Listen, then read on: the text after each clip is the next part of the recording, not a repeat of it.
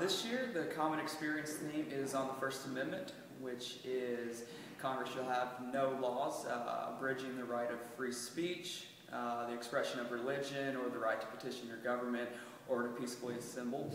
So the right of free speech, which I think is probably the most important in the Bill of Rights, and I think that's why it's the First Amendment, is what this year's Common Experience is over.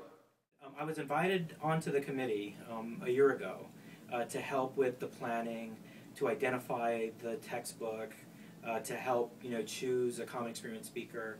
So I was on the committee that contributed to that. I was proud to be part of that committee, especially for an issue like the First Amendment.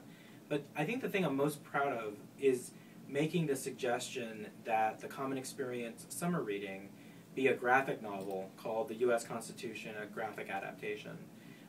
My university seminar students sort of had a mixed reaction to it. Some thought that it was just a comic book. Some admitted that they had trouble reading it, they didn't understand where they should go next with the boxes. Some were distracted by the illustrations. Some even preferred a regular textbook, what they called a boring book. So we got some really interesting response, but to me, it sort of represents the First Amendment at its greatest, and that is that information comes to us in all sorts of ways. And so if you discount it and say, well, it's just a comic book, then you're missing out on the serious story that's in there about the founding of our country and the writing of the Constitution and the Bill of Rights. In general, I think the Common Experience is fairly effective in creating a campus conversation.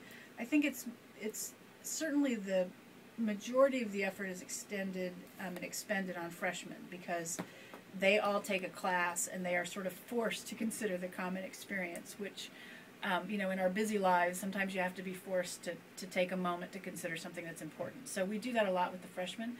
But I think by virtue of the fact that we have so many activities geared toward whatever the Common Experience is, so in this case freedom, I think there are so many activities on campus that the rest of the campus kind of gets drawn in, whether or not other members of the campus realize they're getting drawn in because it's the Common Experience, or they just are going to something because it's interesting. I think it does sort of become the conversation for the year. Well, I haven't gotten to attend all of them, but from what I've seen, they've been pretty extensive. Soledad O'Brien, a reporter for CNN, was here, and she gave a fantastic speech about her personal and career experiences regarding free speech issues. There were a bunch of poetry readings, and then there were the AIDS quills, which I got to attend, which was both heartbreaking and inspiring. The level